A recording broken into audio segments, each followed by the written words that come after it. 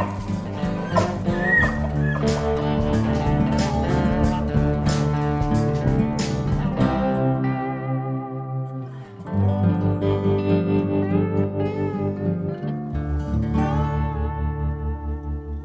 what's going on, everybody? Welcome to this month's episode of the Empty Quiver, brought to you by Black Widow Bows. Aron just dropped off. We had a good discussion, Q&A with him, and you jumped on late. But what's going on, Blake? Oh, I'm packing, getting ready to head to Arkansas for work. So. Oh, I thought you said you were heading to Arkansas for hunting. I wish. It's about time for work to need to start slowing down a little bit because I'm not super prepared for season. And my season's still pretty up in the air right now. So. Yeah, you got some tag issues, don't you? I wouldn't call it issues, but yeah. So I didn't end up getting a landowner tag in Eastern Colorado. The landowner ended up only getting one tag for us. So let Tony go ahead and have that one since I kind of brought him on there towards the end. So I let him have that one, and I drew a Kansas tag. So we're still going to do that hunt and film it. We're just not going to have as many tags as we originally thought. So I'm going to have a Kansas whitetail tag, and he will have a Colorado either species tag, and we're just going to kind of bounce back and forth between the two while we're out there. But as of right now, I do not have any mule deer tags, which doesn't sit right with me. So I've been perusing the leftover list for Colorado, and by the time you're hearing this, I'm either going to be really excited or really pissed. So I'm going to try and pick up something off the leftover list. There's some pretty good tags on there, and a few tags in an area that I'm pretty familiar with. So hopefully I can snag one of those. Well, getting that tag is going to be like what do they call it? Black Friday after Thanksgiving, and you're standing out in front of Walmart with pretty much. Yeah, except online. Yeah, 100 other. Waking up there early in the morning and sitting in line on the computer. So. Oh, that sounds like a lot of fun. Throw some elbows, bro. Yeah. Throw some elbows. That's the key. Well, the tags that I want are both archery tags, but coming in third place, there's actually a few of these available. They are muzzleloader tags. So hopefully I can snag one of the archery tags, but if not, I'll pick up another muzzleloader tag and just deal with it. So I got faith in you. Colorado's stupid, and they consider a muzzleloader and a recurve equal weapons. So I can't use an archery or I can't use archery equipment with a muzzleloader tag. Man, that's bizarre to me, and I know that's probably common in a few states, but that's just got to be an oversight. It's got to be. I don't know. I talked to a lady last year because actually that's what my plan was last year. Originally, I had muzzleloader tags, and I was just going to hunt them with my bow because the muzzleloader tags were easier to draw. And anyway, I got the tags, and somebody told me, it's like, man, you can't hunt that with your bow. And that kind of blew my mind a little bit, and ended up calling the Department of Wildlife, and yeah, they confirmed it. No archery equipment with a muzzleloader tag. So kind of silly to me, but it is what it is. The law is law, I guess. Yeah. Right on, bud. Well, good luck. Good luck drawing those tags. Yeah. Yeah. Everybody will know shortly whether or not I got one. I really, really hope to be chasing around fuzzy horn deer in the high country again with my bow. I missed it last year. Got to chase them with a muzzleloader, but I really want to get back after them with a bow. So, yeah, hopefully I can swing something. All right, man. Well, we're gonna get it out of here. You got some miles to put on. Big thanks to Selway Archery for supporting the show. The Footed Shaft, they're a long time supporter of the show. Kifaru International, Backwoods Grind Coffee Company, and, of course, Black Widow Bows. Go in the show notes. There's hyperlinks every episode to those companies that support us. We appreciate their support. We appreciate you guys listening. Best of luck. No, just, yeah, season's coming up here pretty quick, so don't be like me. Go work yourself to death start gearing up for hunt season, because I'm certainly not prepared. All right, man. That's all I got. Let's get out of here. Roger out. What's up, Aaron? Not too much, man. Just enjoying the day, earning my fall, getting ready for season. Sweet. Looks like you guys got some decent weather over there. Like, you were shooting today, weren't you? Yeah. We my wife, it looks like she's going to have a good elk and mule deer tag for bow, and then obviously whitetail, and then me just getting everything dialed in. It's been wet this year, like really wet, where you're getting a drought. We're getting the monsoon for Colorado, so going through the gear list a little extra this year. Colorado is generally not a rain problem, so there might be a couple extra dry sacks and actually some good rain gear in my pack for the backpack hunt, and then obviously just making sure everything's dialed in with the bow. So I might get and I'm not going to talk about what tag it is. That may be a surprise tag early, and then that would actually give me 5 back-to-back 10 to 14 day backpack hunts with 2 to 3 days in between. So to say I've went through my gear and pre-packed would be an understatement, because that's a lot to remember, and a lot of food to prep and everything else. So it should be an exciting year. That's before even the whitetail season starts. That's just public land, high country stuff. Well, the whitetail, isn't that just recovery mode for you? It is for me, and it's funny. I get crap about whitetail hunting. I'm like, look, by November, you can call me whatever you want, but I'm ready to eat some ho-hos and cookies and sit in a tree stand, because at that time I have fried my body. And I'm not complaining, obviously. I love hunting in the high country. But as you know, right after whitetail, we go into guiding for 4 months, and you've been down there. It's not, this horrendous thing. I mean, we sleep in a bed, but it's a lot of miles each day for 3 to 4 months straight. So yeah, that whitetail time, I'm ready to get whitetail fit by November. Like, I'm ready. You gonna wear shin guards down there this year?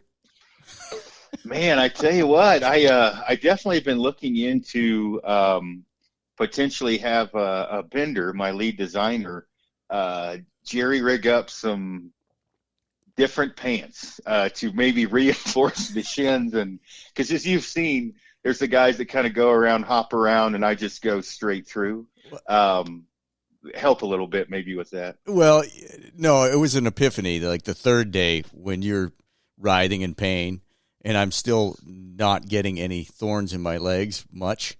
It dawned on me that the normal person gets pricked in the leg with one of those things and kind of stops. But no, you're pissed and you're swinging and kicking. You're having a brush fit. Like, dude. Yeah, that's bury true. Him deeper. Oh yeah, it's good. It's something to do during the day to pick them all out in midday. Where most people take a nap, I break out the Leatherman and pull out stickers. Well, and every time I thought, well, you showed that bush who was boss. Nice work there, buddy. Yeah, exactly. Pretty much. That's funny. So you got a pile. Well, you got about 800 questions or something, 1,000 questions. Man, it's over 1,200 now, so we can really sift through the good ones. So yeah. So I've got some here, and let me start off with gosh dang, what was his first name? Jason Christensen. He is a super cool guy. He was out for the Rod Jenkins Clinic. He's from Western Washington. Awesome dude. He messaged me today asking about Kifaru packs. He got his truck broke into last night, and they stole a bunch of his stuff. And so I just want to start off with his question.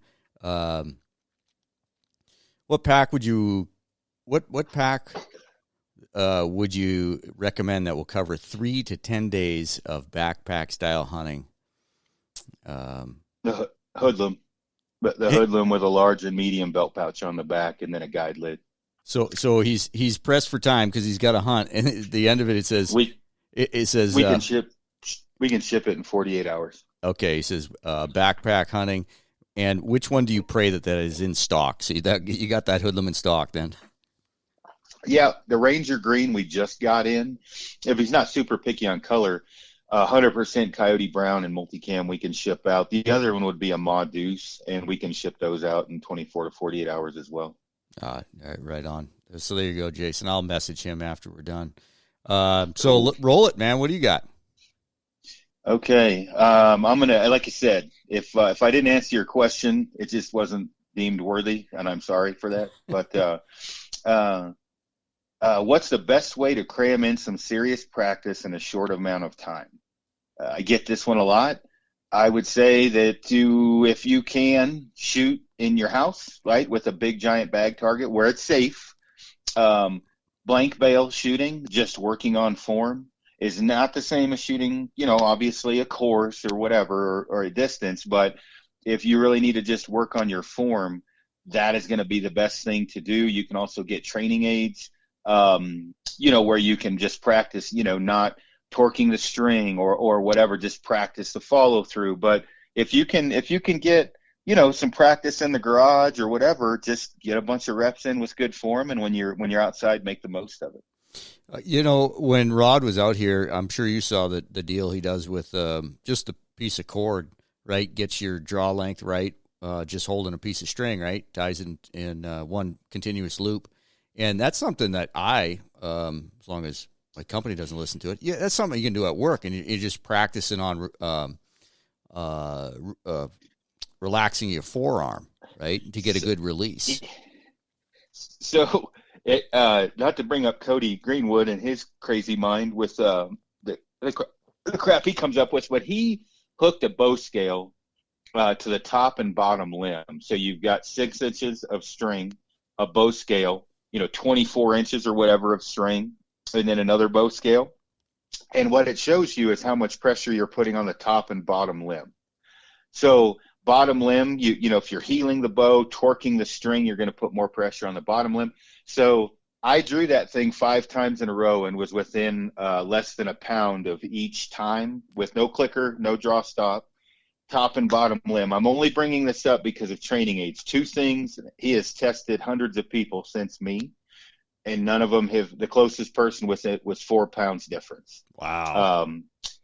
What I'm bringing this up for isn't a me thing, because I was just screwed as everyone else. Masters of the Barebow by Denny Sturgis and Randy Cooling and crew. That string you were just talking about, where you look in the mirror and you can watch your hand torquing the string, that was number 1 early when I started shooting. Number 2, the palm clicker from Rocky Mountain Specialty Gear. I do not use that as a psycho trigger. I don't use it as a draw, nothing. What I came to the conclusion of when I had that is, okay, I'm clicking differently constantly. Like, it's clicking at different times. Well, the clicker's not moving. Well, people would call me and be like, man, this clicker sucks. I can't get it to do it consistently. And it's like, no, you suck, which was the epiphany I had, was I suck. So I drilled at close distance, and I'm talking at a tunnel vision psychopathic amount, to where that thing would click the exact same every time, which kept my grip consistent. I didn't use it for a psycho trigger. Well, I think that's how I was able to, Cody's contraption, between not torquing my string and consistent grip. Now, for people listening, the reason why that's important is you put extra heel into the bow, the bottom portion of your hand. That puts extra pressure in the bottom limb, which will make you consistently fire with that bottom limb harder, which will pull the knockdown, which causes inconsistent arrow flight, which is even worse with a broadhead. And so, and Cody and Rod and I have talked about this a lot. I do a lot of things wrong, but I do a lot of things right. The things that I do right carry me for the things that I do wrong. So as people are listening to this for practice, if you have a problem with follow through, you have a problem with torquing the string, you can do those things in your house and work on them, without major issues. So my bow arm, my aiming, and my consistency and my grip carry me, because my release is a little bit of la-la land, right? It comes down in a way, it's not good, and I don't stand up like a man. So all of those things you can practice at home. There you go. And that was Masters of the Bow. Do you remember which one? No, I don't, because I watched them all over and over like Yellowstone. I got addicted and just started watching them. Them. So go buy them all. Yeah, it was because of Denny Sturgis's physique, wasn't it? Couldn't get your eyes off. It was a sleeveless shirt and the porn stash. Is what got it. I didn't know if I was watching, what's that dude's name with the afro hair? Rod or J. I can It picture. was Uh, yeah. My wife would probably know. Anyway, I didn't know if I was watching one of those shows or something about archery. I was all thrown off. Magnum PI. No, not Magnum PI. I was talking about the. You know what? I'm going to stop talking because you're going to have to edit that out. So, all right. This is a good one for you and I, Rob. I'd love to hear you guys go over ethical shot distance, compound, trad, and rifle. Wow, there you go. I'm going to give my 2 cents quickly, and I don't think you're going to be any different. Yeah. I think everybody's ethical shot distance is different, but there is a barrier that is too far. When I say that, meaning it constantly changes. It's ever evolving off of your skill and the animal, meaning my ethical shot distance may be 40 with a stick bow with right conditions. And when I'm talking right, meaning perfect, but overall, I would say it for me with a stick, anything inside of 30, 32 in is pretty much an all the time, every time if the animal's not alert, right? Other conditions varying or whatever. Rifle, compound, it doesn't matter. There's a certain distance that you probably shouldn't shoot past with any bow, with a compound. Let's say hypothetically that's 50 to 60 yards. Okay, well, can you hit under pressure a certain size dot, which I would say a softball to a paper plate, at any time, all the time? If you can do that, then I'd say that's your ethical shot distance. And these aren't internet groups. These are real, true, walk out, cold bore, grab the bow and shoot groups. Then animal behavior and animal, what's going on with the animal, wind conditions, all that comes into play. I think it's different for everyone because there are some people that I would say their ethical shot distance is never leave the house. They shouldn't be probably shooting at anything. Other guys with a stick bow, I would say, 40 yards is doable. Rifles, no different. I've seen John Pinch, cold bore, one shot, put a mountain goat down at 1,400 yards or something, 1140, whatever it was. I wouldn't want him shooting at me. My ethical shot distance with the rifle is closer to 350 to 400 yards. That doesn't mean mine couldn't be what John's is, but again, I just get closer. So I don't think it's an answer that's a black and white. I think everyone's different. The animal could be doing something different. And so if you can hit a softball to a paper plate at whatever distance that may be at any time, cold bore, that would be your in perfect condition ethical shot distance. So with a stick bow, let's say, and I'm talking gambling, where we would agree, I'm not talking the internet group. This is under pressure. You have to take that in consideration. You would bet me your left testicle, $100,000, whatever it is. You walk out my garage door, you tell me you can hit a softball to a paper plate at 32 first shot.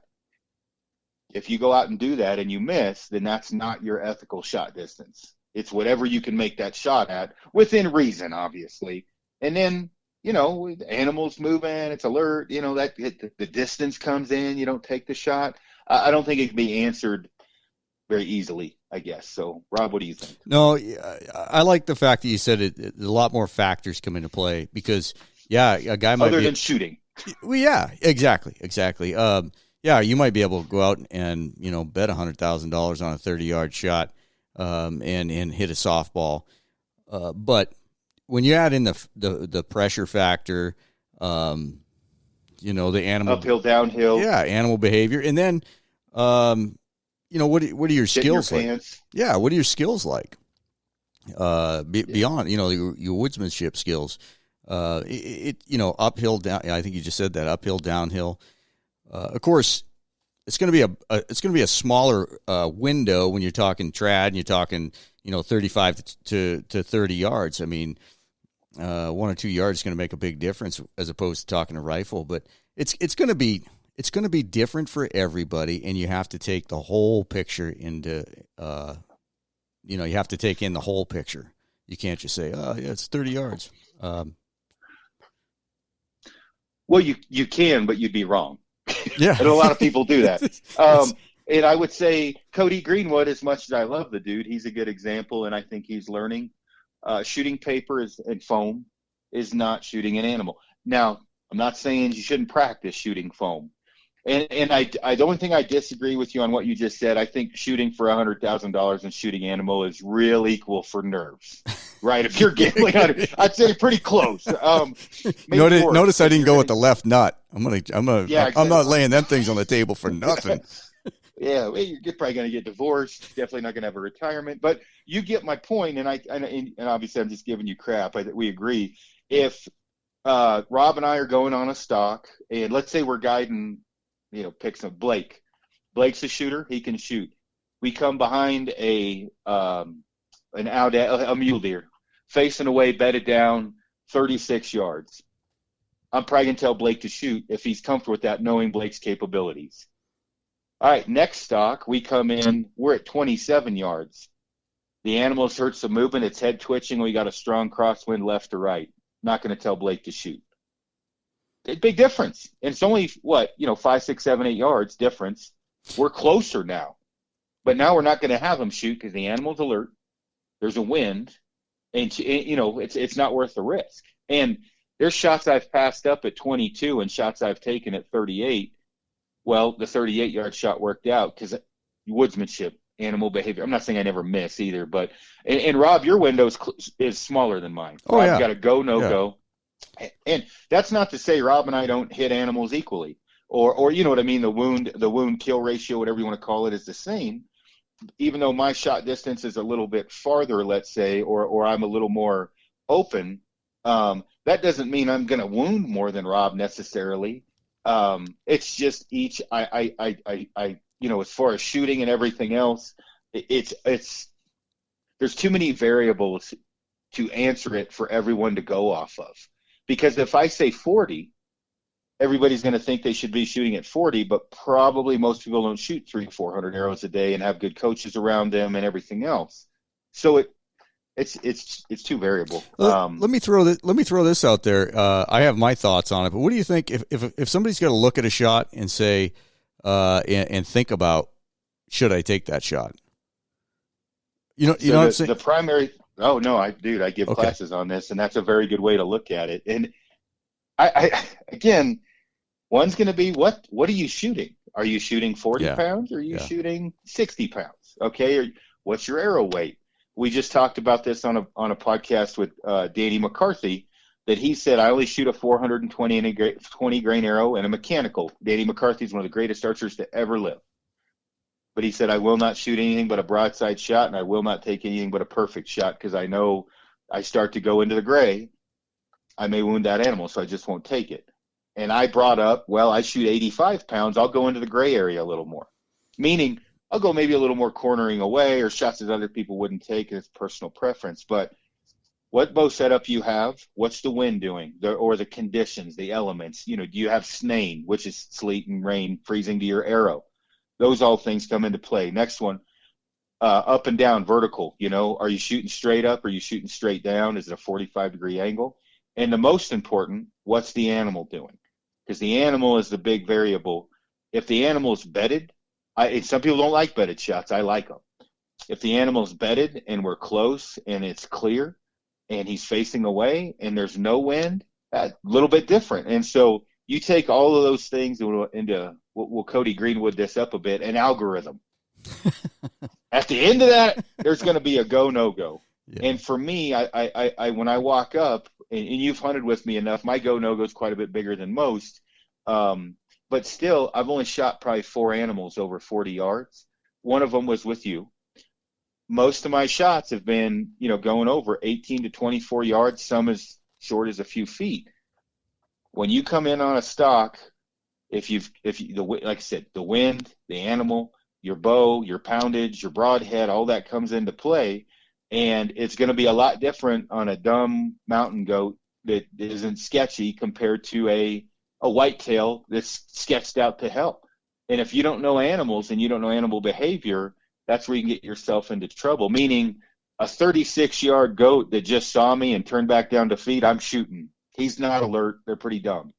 A whitetail that just looked up to me, there's no way I'm shooting right then. I'm waiting a minute for him to calm back down, or whatever animal it may be. You get the point. So, yeah, that was the long version for me. I'm thinking, like, if you got to think about it, it's probably probably not take a shot. Like that's, I mean, you've seen me, how I work. It's like, it's either yes or no. If you got to stand there and talk yourself into it, probably not a wise idea.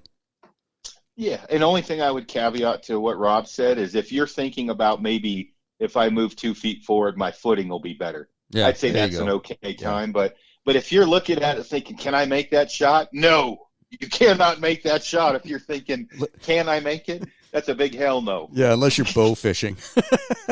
yeah, or whatever. I mean, yeah. So, and my wife and I talk about this all the time because she's an amazing shot and she's very good at assessing what her capabilities are on the range and what her capabilities are on an animal. They're different. She knows that. So she's very good at, nope, I'm not comfortable with that, or yes, I am, or whatever. And so, again, don't judge it off of anyone you talk to. You judge it off of what yourself. You're the one that has to sleep at night. And I think Rob's right. One of my instructors used to say, if you think you're wrong, you're wrong. There's no thinking. So if you're thinking, can I make it? You can't make the shot. And there's some people I know that think they can make any shot. They can't. And that's when their buddy comes up and says, hey, dipshit, maybe you shouldn't shoot at everything that you walk up to because that will eventually cost them in the long run. They'll look down in 10 years and think, man, they wounded animals or whatever, and that may come back and haunt you at some point. Or it may be just because you wounded a 200-inch mule deer and you're dumb shit and your buddy wants to beat the hell out of you. That happens too. So you got to take all that into consideration. All right. Another good one. Point on range. What do your gaps look like? Arrow tip, insert, or something else for the gap / aiming.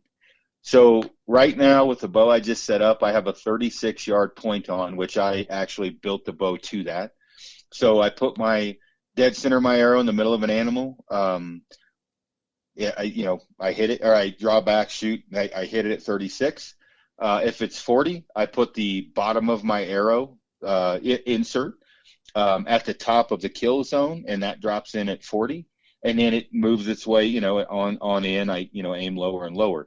I set my bows up for a specific point on. A good example of bow I was shooting, I had a 33-yard point on. When I tried those arrows with a different bow, I got them to tune, but I had a 43-yard point on, which was a no-go. The more like we just talked about, I had such in my head early in shooting a stick bow of a 40-yard, point on. The reality is my shots are hardly ever that far, so I started to cater to a little bit closer point on. So, again, it's all measurements for me. I have a big block target outside. They're 6-inch vertical increments. I shoot at 20, and I shoot a group of 3 arrows. They're generally inside of a Copenhagen lid. I just take a measurement, or I look at my little marks I've made, and I say, okay, I'm 18 inches high at 20, meaning I have to aim 18 inches low when the animal's at 20. And then I keep stepping back, and then boom, all right, I've got a 33, 35, 34-yard point on, and then I figure my drops. I keep backing up. At 35, I'm -7 inches, knowing that if I have to aim at something, at 35, I have to be 7 inches high. I did a video on this, and we could probably talk about this more later, but that's how I work with my gap and point on, and right now it's 36 yards. Let me ask you this: at 36 yards, and the target's 40, what kind of drop? What's the difference? So, like I was just saying, that was actually when I said that is the reality is. So if I go from, I'm 8 inches from 36 to 8 to 10 inches. I'm not that good. Basically a full arrow shaft at full draw is 8 to 10 inches. Meaning, if I put if I'm looking at the arrow, if I'm looking at the arrow, that 8 inches high where my normal center of my arrow would be, or a full arrow shaft above, that's going to drop me in. So that 4 yards could be the difference between a kill and a miss or a wound. Like, I was just curious. 100%. Yeah. I was just curious at the need for accuracy in your yardage. I get crap for using a rangefinder, but that's why I use it. Is when I range something, I know what my drops are, and some people say that's not trad, and I get that. Everybody's got their own kind of deal of what is trad and what's not. But, elk hunting, I don't use a rangefinder a whole lot. In the cliffs, for me, if it does makes a more lethal and ethical shot, distance or whatever, or I have a better chance of putting a good shot on the animal, I'll use the rangefinder. With elk, I'm usually taking pretty close shots and pretty good at judging yardage. You get into cliffs and prairie and things like that, it's a little bit harder to judge. Gotcha. All right, I'm just going to keep running down these and pick out the good ones. All right, thoughts on 2 arrow setups with a different point on, one set for 25 yards and one set at 40. I think that could cost you in the long run. I think what this guy's asking is, should I set my bow up with 2 different systems or 2 different arrows, where one of them's for a 25-yard point on, which would be whitetail hunting, and another arrow's for 40.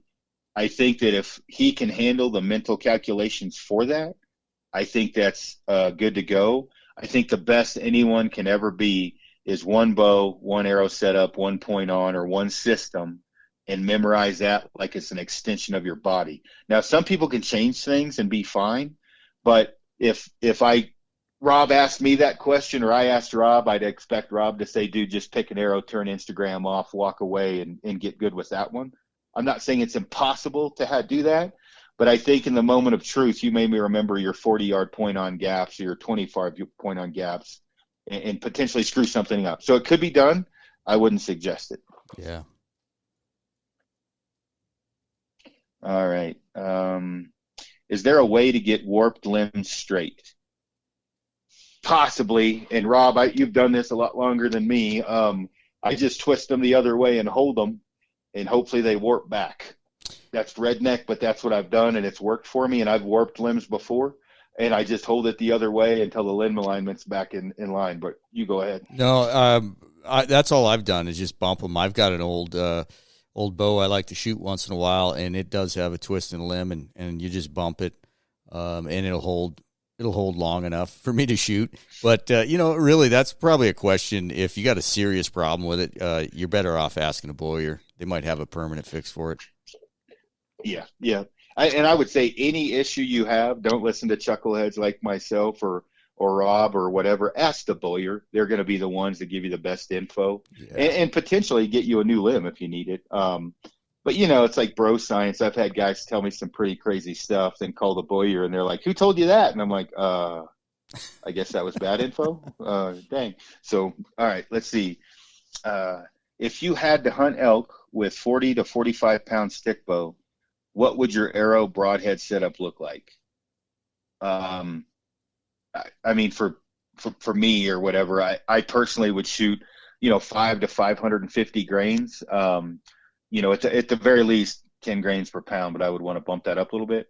And then I'd shoot a very sharp cut on contact head. I'd either shoot like a cutthroat 2-blade, an iron will. I'm trying to think.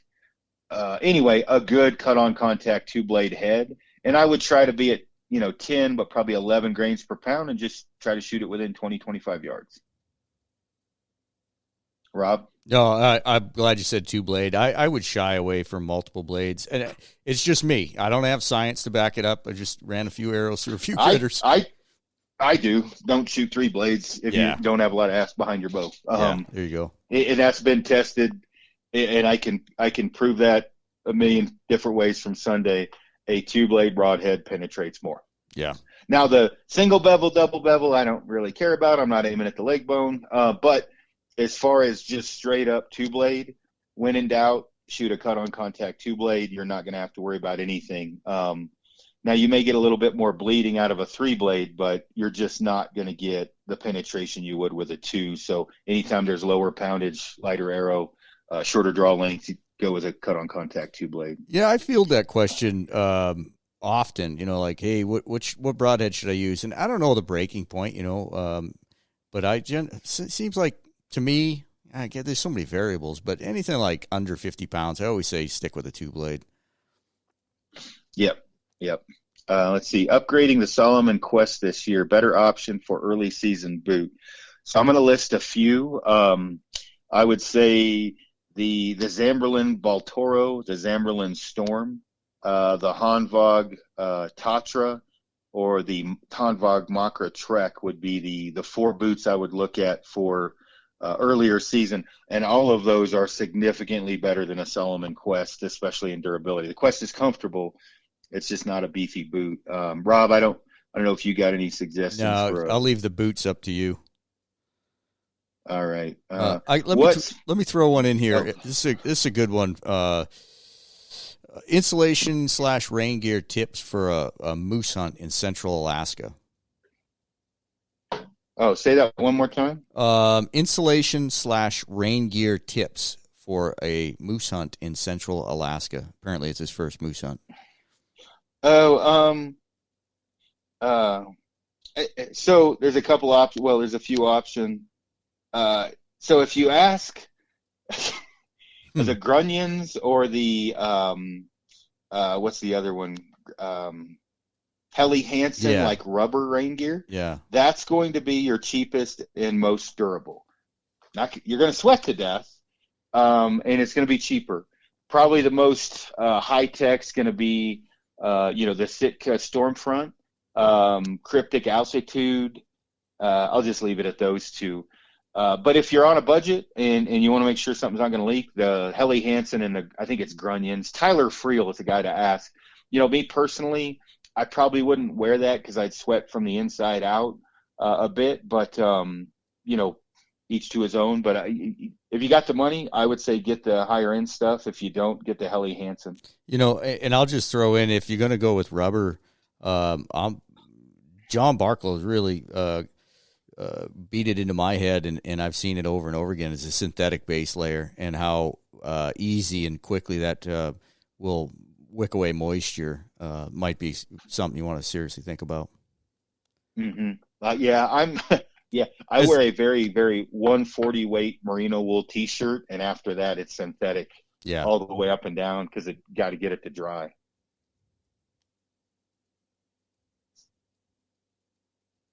Oh, are you there? Yep. No, I was waiting on you. I figured we were moving on. All right. Here we go.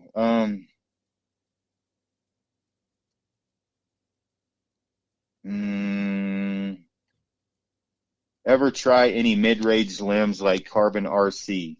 I have Trad Tech carbon foams right now on one of my Satoris. Great. They're $450 for the wood carbon. They're $550 for the carbon foam.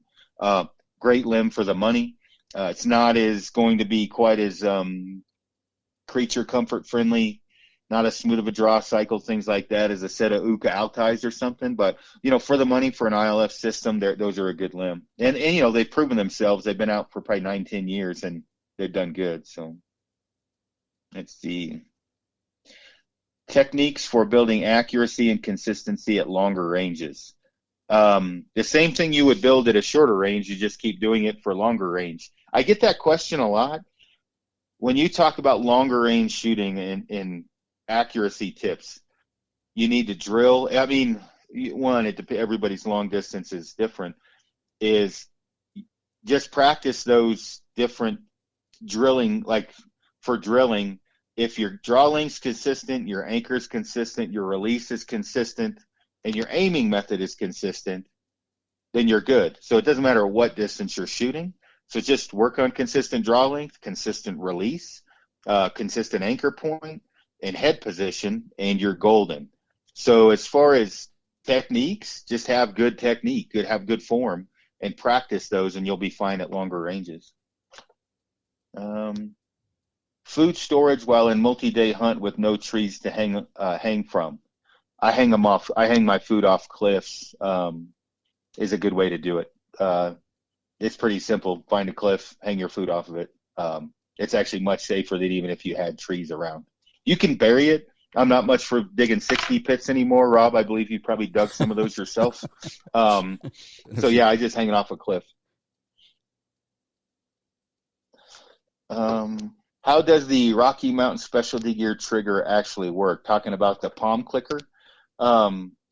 Basically, when you increase pressure on your palm, it depresses basically a half moon, diaphragm looking thing, and pops or clicks off the pressure of your grip. We talked about that earlier, so hopefully the guy has that answered if he listens. But you have to have a very consistent grip for it to actually work. All right. Do you take pre-workout and coffee to the woods on backpack hunts? Yes, that is important to me as toilet paper. So I bring a coffee for every morning, usually a choffee, and then I have at least 200 milligrams of pre-workout set aside for each day. Whether I take 100 in the morning and 100 later on in the afternoon or whatever, I pack both of them in. I have to have caffeine to function, as sad as that is to say. Rob, I think you're a coffee drinker. Yeah, and I don't just bring one. I bring about 3. You don't always get a chance to drink that. But, well, and if I didn't have the pre-workout, I'd be drinking 3 coffees. Yeah. So it's same thing, just different, right? The same amount of caffeine. But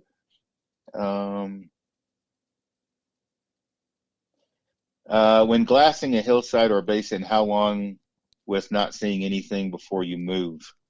Man, that really depends. But I mean, in one morning, we'll glass until noon at a minimum in one spot. Now we may shift down 150 yards back and forth, but we'll stay in one basin a minimum a half a day, but generally a full day, because just because they weren't there in the morning, and this is a spot you don't know, they may come there. In fact, it's highly probable they'll come there in the afternoon as the sun pivots around and everything else. So you need to spend a full day in one spot before you move.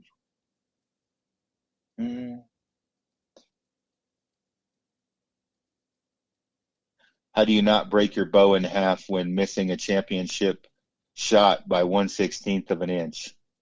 You don't. Meditation. You don't. Yeah, just I break don't know. that sucker. There's a reason I shoot aluminum, micarta, G10, phenolic risers. Let's see. Do you hang your food bags or just keep them in the shelter? I am the wrong person to ask this. I'm in Colorado. I don't worry about bears too much. I keep my food in my shelter. Having said that, don't do that. But I do that. It's always good to practice, hanging of food away from your shelter, not eating in your tent. None of this shit I actually apply myself. I'm telling you what you should do, not what I actually do, and I'm being honest with what I actually do. I leave my food in my shelter. I camp at 12.5, pretty high. Now, when I'm into elk woods, I might hang it from a tree branch, generally not. But where I'm at is a little bit different. When I'm in heavier bear areas, I definitely hang my food outside the tent. I have a string, I have a system, a pulley system. Tie it up, hook it to the D-ring, pull it up, wrap it, leave. It only takes a second. That's what I would suggest for everyone to do. Rob's in more bear country than I am, so go ahead, Rob. I never hung my food up ever. Never did. And me and a buddy were hunting down in central Idaho, and his brother-in-law was with us, and he does a lot. And he was talking about, he hangs it all the time because they had a bear come in the middle of the day and trash their stuff. Well, when you start thinking about losing, a $400 tent, what other gear, your $500 sleeping bag, you start thinking about losing all that stuff. Like, okay, so I do now hang it, and it's generally a tree. I can get it thrown over, but it does only take a minute. Yeah, and I mean, again, I haven't been bit in the butt, but also when I know there's heavier bear areas, or I'm in a different, like BC, I'm not putting my food in the tent in BC because it's not a black bear; it's a grizzly or brown bear coming. Yeah. Let's see, what bow will you be taking on most of your hunts this year? As of right now, it looks like I'm going to take the Bobley Shikari. I don't know how you pronounce that correctly. I kept calling it Shikakawea. She's the one that helped Lewis and Clark, man. You're screwing that up. Yeah, Tipitaka. There's some lake, I think it's Sakakawea, in South Dakota. I think it's in South Dakota. I used to walleye fish at. So I have a couple stalkers that South sent me, G10 risers. They're kind of prototypes I'm testing. And I have some Satori set up with Tritech and Uka limbs, but I'm shooting the Bobley extremely well right now. We just shot it today. I don't know if you saw any of those videos. Probably the most eye-opener was we had a 47-degree, 40-yard mountain goat, and I shot, I think, 3 12s and 2 10s at that distance out of that bow off a cliff at 47 yards. The cut was 13 or 14 yards. It was so steep. I made a couple bad shots today, but I'm shooting that bow really, really well. And Bob Lee, much just like and Widow's the same way. The people behind the bows are amazing. And so, shooting a Widow or a Bob Lee or whatever, you're supporting really good people. And I'm shooting that Lee super, super good. Hey, let me jump in with one. This is a good one. Yeah. Are the Zeiss Terra XDs or EDs a good option to purchase while I save up for the Victory SFs? No, not. Depends on what you have, but the Terras are, without irritating anyone, the Terras are not great glass, and I'm a Zeiss fan. If you have subpar binoculars now, I would say just keep using those bad boys and keep saving, because those Terras are not cheap. But it's probably not enough of an upgrade unless you have really crappy binoculars to make it worthwhile, rather than just saving one more year and get the SFs. Perfect.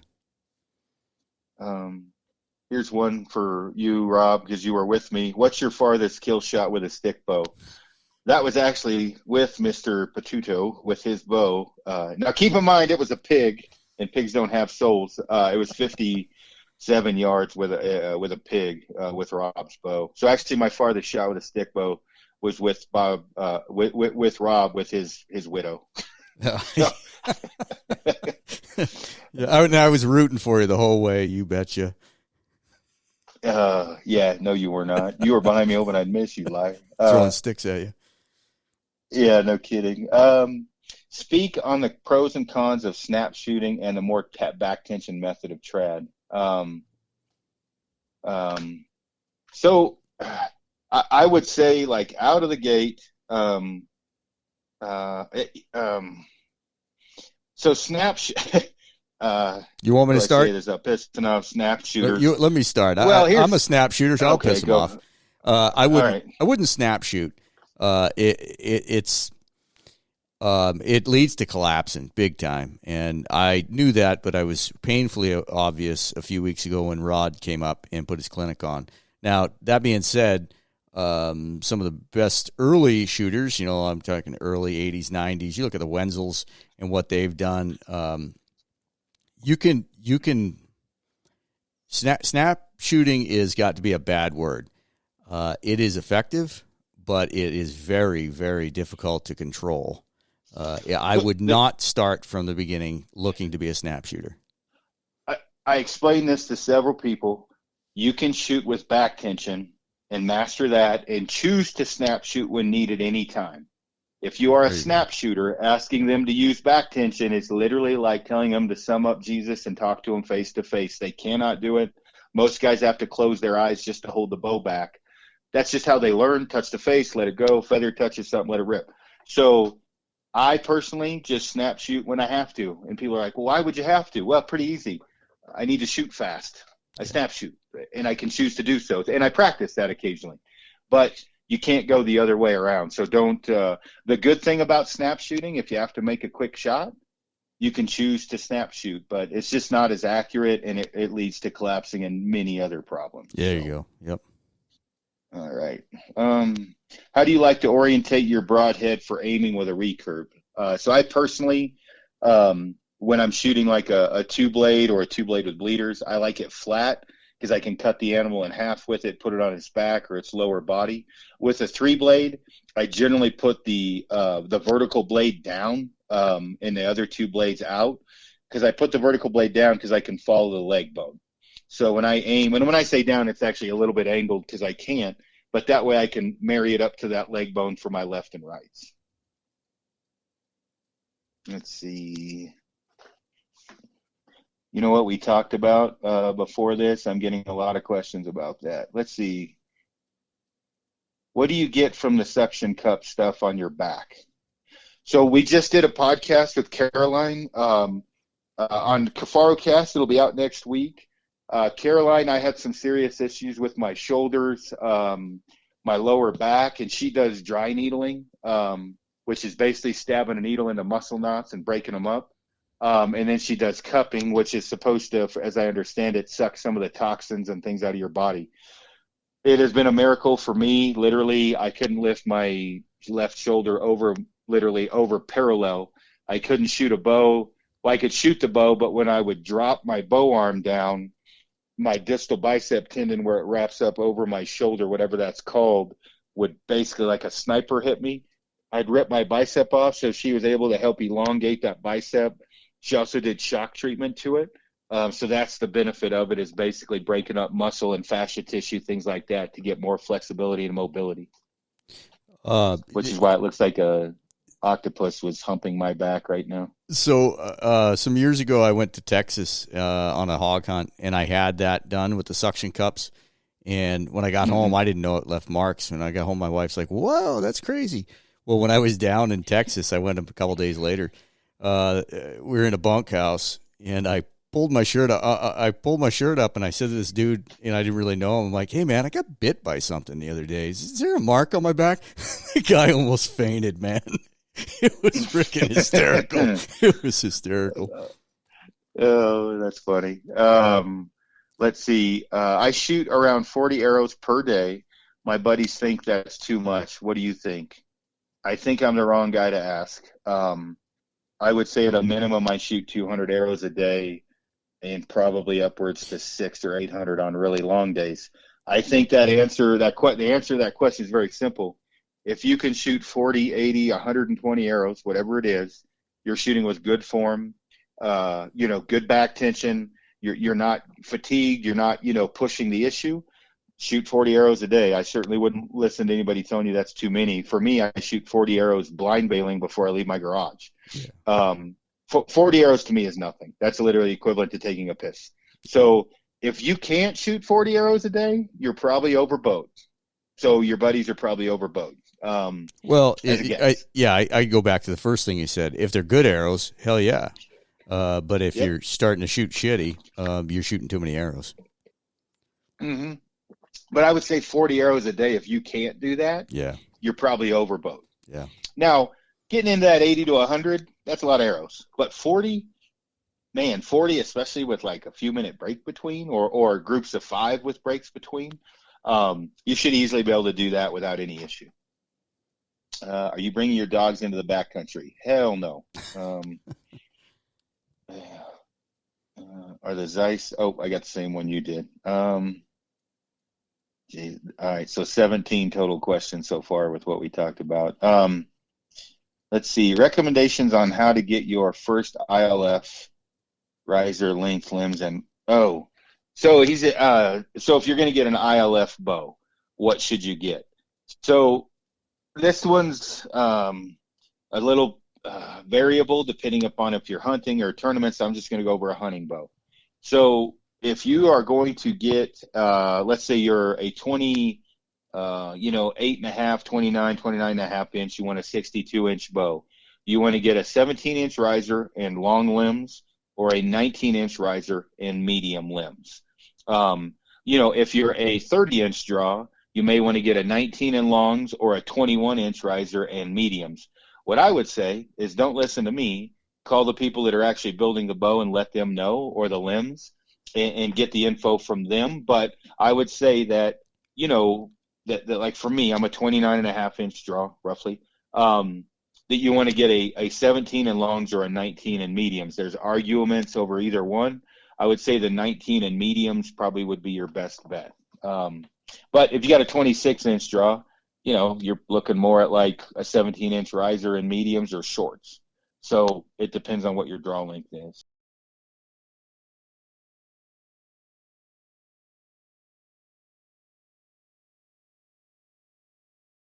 I'm scrolling through for good ones. Okay. When leaving into the backcountry, do you have a pre-planned gear list of items to make sure and pack?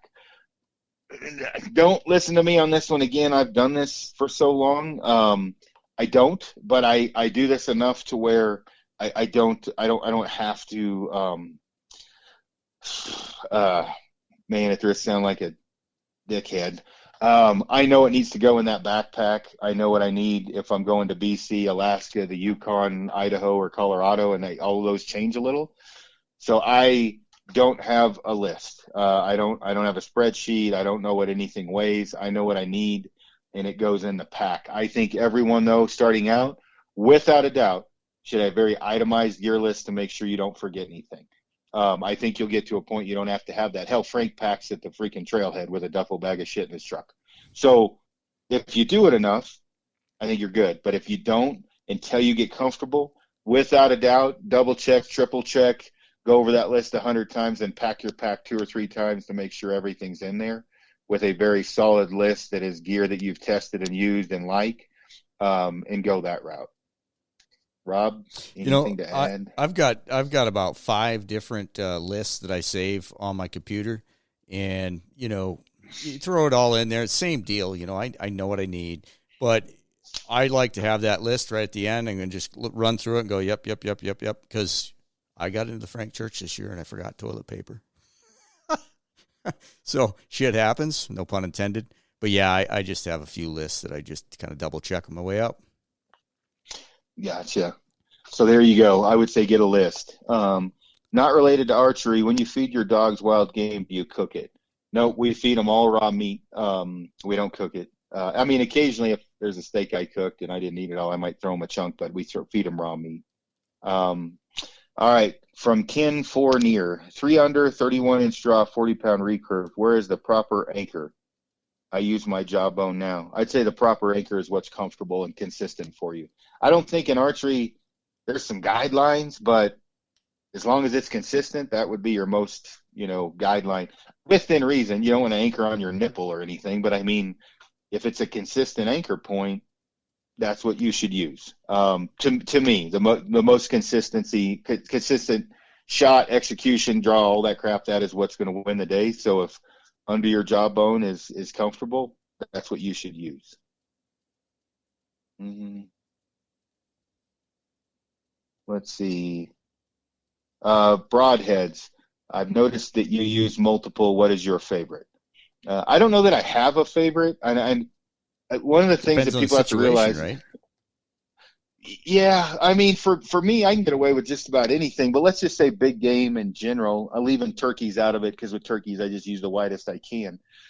Depending upon your draw weight and everything we talked about before, everything being equal. So let's say with me, I'm shooting close to a 600 grain arrow at 180 feet per second. Personally, I think the Rocky Mountain Cutthroat 3 blades, VPAs, those are really good for the money. I think probably the best broadhead ever made, in general, budget excluded, is an Iron Will. They make an unbelievable broadhead. And Rob, you can dive in on this. I just, you want it sharp, you want it consistent, you want it durable. Yeah. Those are important. Yeah. My eyes were opened a few years ago, when I was using a cheaper steel. If you can afford really good steel that holds its edge. When I was taking one broadhead out 3 or 4 times in 3 or 4 days, knocking it on the whitetail stand, and suddenly I can't shave with it. And I'm pretty anal about my blades, whether knives or broadheads. My eyes were open to a good steel, and that's Iron Will for me. But just good steel, the best you can afford. Yeah, and as Rob said, if you're lower poundage, lower air weight, don't shoot a 3-blade. Shoot a cut-on contact 2-blade. If you got a little more juice behind it, like I'm going to shoot Rocky Mountain Cutthroat 3 blades this year and Iron Wills. I would. Those are my favorite broadheads. I can get them both razor shaving. Well, I don't have to sharpen Iron Wills. I get the ones from Rocky Mountain in bulk, so they don't have to sharpen it. I actually just sharpened them today. I can get them razor sharp. The edge is going to be a little bit better long term. Like if you leave your broadheads in your foam, which I suggest to never do when you're practicing, that broadhead in that foam is going to dull. Rob just mentioned it. From the shaking of your arrows over and over and over, they dull. People don't realize that. They dull quickly with cheap steel. Mm-hmm. So, with better steel, carbon steel, D2, S30V, all those are good steels, and they'll take a little bit longer to dull. But you just want to shoot the best steel and the best broadhead you can afford. and the right broadhead. I don't get caught up too much on the 3-to-1 ratio stuff. I have never had issues, or my wife or other people I've guided with lower poundage bows with maybe not the 3-to-1 ratio. A little bit shorter broadheads never really affected that much.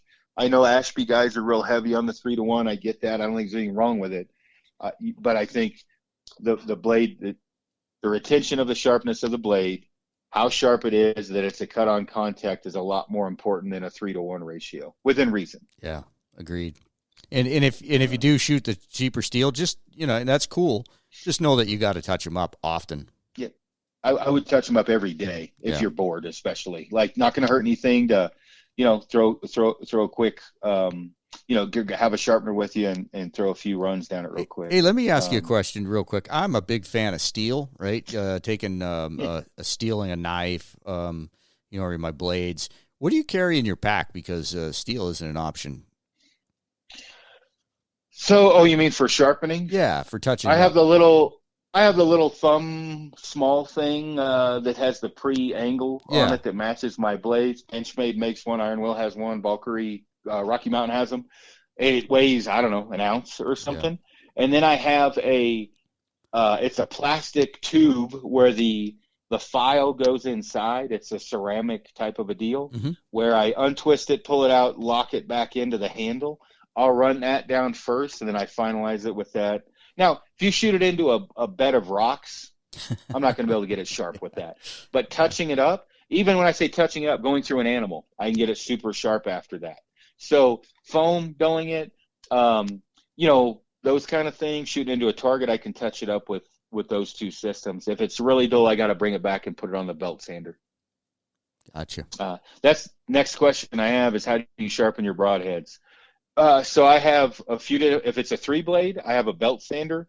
I start generally, depending upon how dull it is, if it's super dull, with a really rough grit. So let's say a 240 grit, which is if it's really dull. But I usually start as 400. I hit it with 400. I put 2 blades down flat. And then I rotate it over to where they've all been hit. Then I go from, let's say, 400, then I go to 800 or 1,000, and then I go to the wheels on I basically have a grinder that I have wheels. I have a rough wheel and then a paper wheel. Once I do those, I go from rough to paper after 800, then I just leather strop with a 3-blade. With 2 blades or single bevels, I have a KME, and that KME is a clamp with wheels on it, so I can lay it down and I sharpen them with that KME the same type of way. All right. Boots, you recently switched from Hanvog to Zamberlan. Any issues with Hanvog? No, I had a little bit of durability issues with the Makra, and they changed that. The biggest issue, the toe box in the Zamberlans are bigger, and running custom orthotics. The Zamberlans fit me better. I had a ton of questions with guys asking me, can I try a bunch of boots? So La Sportiva, there was a couple models from La Sportiva that were unbelievable I tried. But the Zamberlan 2092 was a boot I'd already used and I knew worked well for mountain hunting. And then they shipped me some Storms, Sierras, and Baltoro Lights. Those things fit amazing. And so with my custom orthotic, I didn't have to blow out with my tool the toe areas like I did with a Zamberlan. So just a wider boot worked better for me, and they fit just as well. A little bit more durable coming from the Zamberlan, and both are great companies. The guys over at Zamberlan are awesome to deal with. Just Cody at Hanwag is great. Phil at Zamberlan's a stud. So I don't imagine I'm going to be switching from Zamberlan anytime soon. They've been doing amazing for me. What hunts do you have going on this year? I may have a mule deer hunt in August. I'm not sure yet. But then antelope hunt in South Dakota. I actually talked with, I traded some packs with Ryan Rotier for give me some access on antelope, for land on it, for antelope hunting in South Dakota. And then mule deer in the high country in northern Colorado with Frank. And then elk with South Cox, mountain goat in Alaska with Brady Rederis. And then after that, kind of bouncing around between mule deer, whitetail hunts, guiding, antelope hunt with my wife. She's going to rifle hunt. I've got a private land only tag like I did last year for mule deer. And then whitetail hunting in Oklahoma, in Texas, possibly Missouri. And then I'll be, guiding with Scotty. I actually have an elk tag as well with Scotty. We're kind of keeping a secret because we don't want anybody to screw that up, that we're going to try to hit in October. So pretty busy season. I got a quick question here. What broadhead are you going to use for mountain goats? Was a question. What's your go-to for mountain goats? Same thing. I'm going to have Rocky Mountain, the cutthroat 3 blades, and the iron wills. That's pretty much what I'm going to hunt everything with this year. I've got a few other less expensive broadheads that I don't want to talk about too much, that I'm going to try out for literally just to trad lab it up for testing sake. Is that a broadhead that you and I have talked about? Man, yeah, I got it because of you. It's a good option. And I don't mind. I'll bring it up to the Black Hornet from Magnus.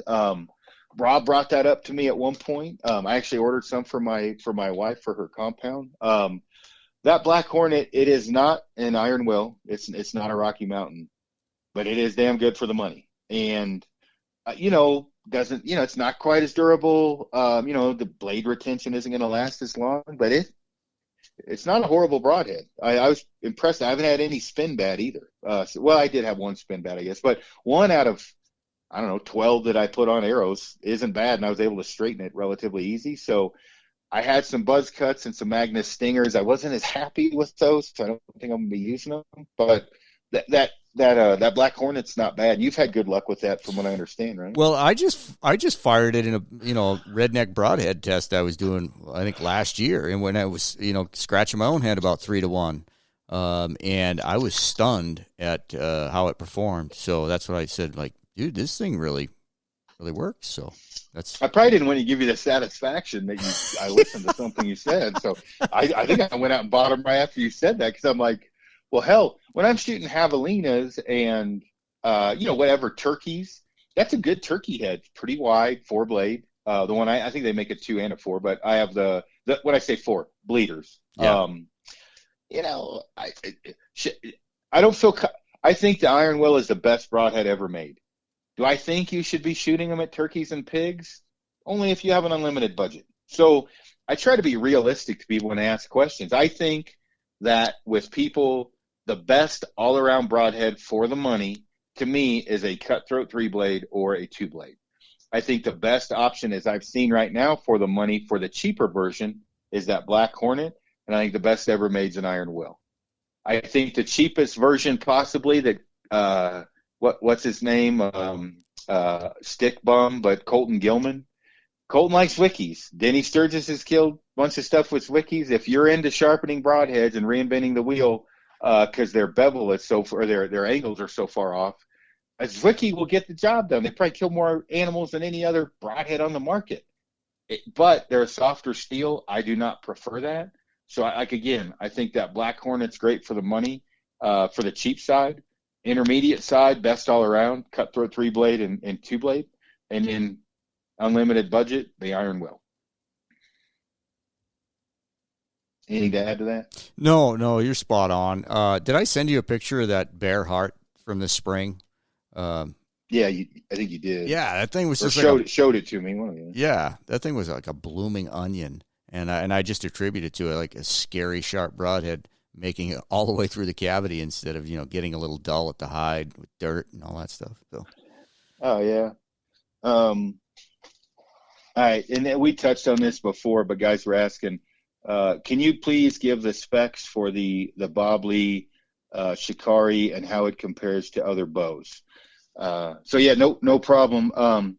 So the draw force curve on that bow, and I don't want to go, Cody will end up doing all this crap anyway. It does not stack. To me, it has the exact amount that you would want, meaning it doesn't have a big let off like a border type bow at the end. It stays consistent throughout that last, 28, 29, 30 draw length. Speed, about 2 feet faster than the Uka Altais with that limb, the Shikari. So when I say speed, I'm at 182 feet per second final tune out of the Shikari. I was at 180 with the Uka limbs final tune, same poundage and everything. And with the Black Widow, I was at 172. With the Trad Tex, I was at 176, all tuned out, all the same limbs. So they stack up, really well against everything else. Here's one. Why do you prefer G10 or phenolic micarta type risers over wood? The bows I just got from Stalker are G10. I shot the G10 and phenolic risers from Black Widow, and the Bob Lee is also I think micarta or phenolic. I'm not sure. Anyway, wood bows get dinged up easy. They're beautiful. I get that, but they just get beat up. And so, it's a tool to me. I don't need it to look really cool. I spray paint them anyway. So that's why I like the G10 phenolic micarta type risers. They take a beating better. That is a question that I had on my list here. Explain how you're spray painting, because people think it looks pretty badass. That's funny. We must be getting the same. I'm getting a lot of the same questions you got. Yeah. So it's super simple. I just get rattle can spray paint, Rust-Oleum, get the matte, the dull finish. Get 3 colors. The way that I understand it with the human or the animal's eye, well, plus it looks cooler, is I do a flat coat with no stencil. I order the stencils from Amazon. I do kind of a tiger stripe look, but they have the multicam, they have cryptic, they have all kinds of patterns. I let that first coat dry, and that's usually a tan coat. Then I take the stencil and I go with like a Ranger green, olive drab color. I lay the stencil, literally spray, lay it down, spray all the way down the limb. Do both limbs, or take the limbs off, lay them side by side, because the stencil will go over both limbs. So just spray, spray, spray. I let that dry. I angle the stencil for my next color, spray, spray, spray. Now I have 3 colors, different angles of the pattern, and then I go basically from light to darker as I overlay. Now, with this Bob Lee I just did, it was kind of a brighter green, and so for looks, really, I did a little bit different color scheme.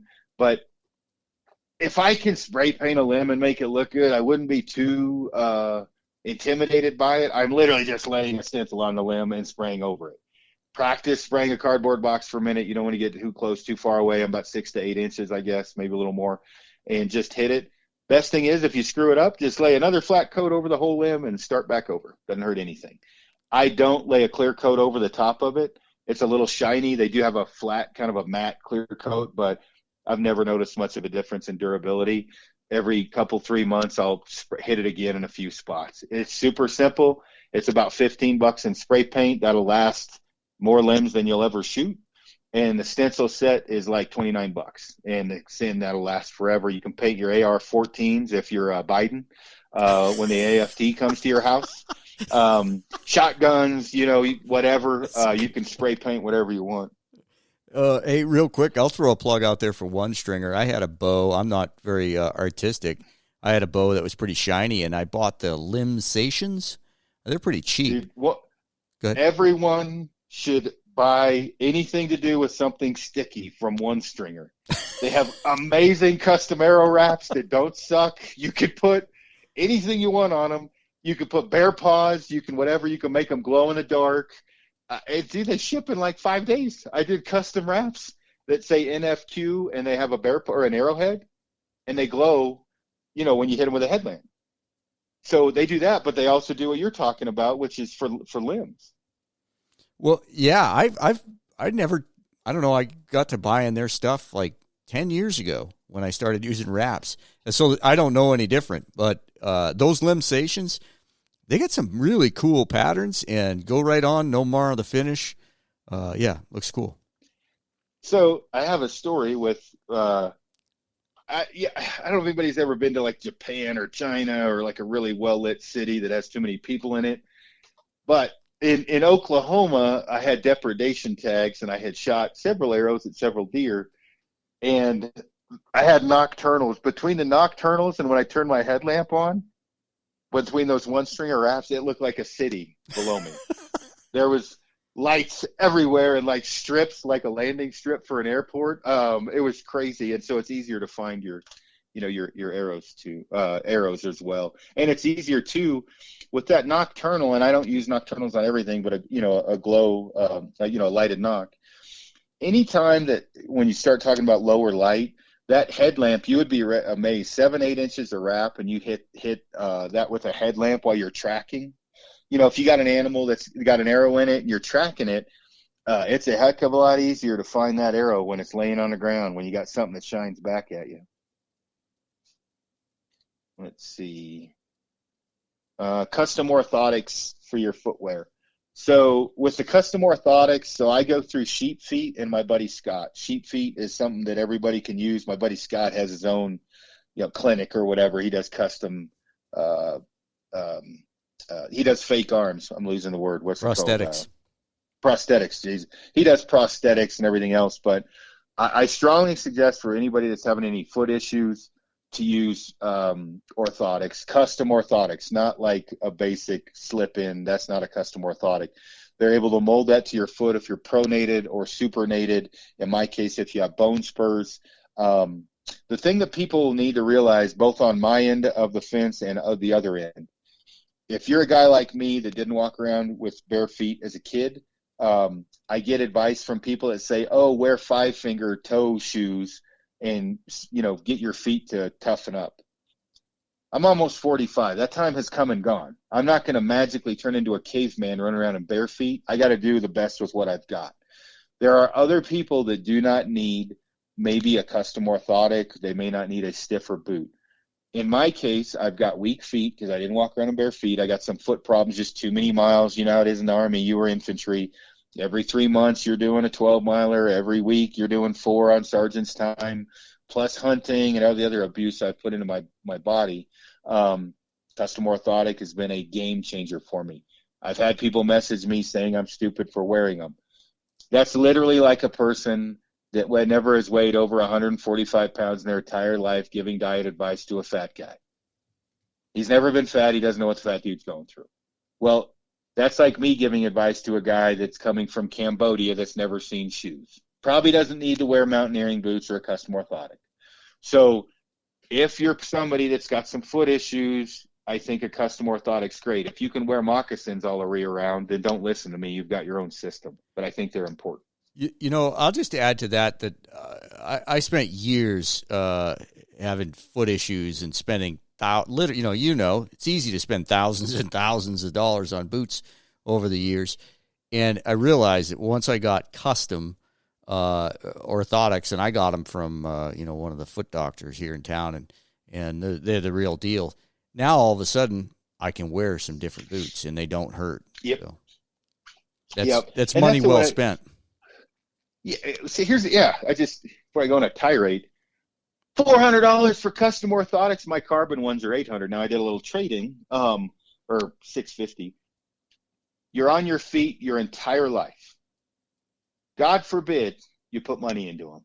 The only thing that gets you around is your feet. Got to be on them.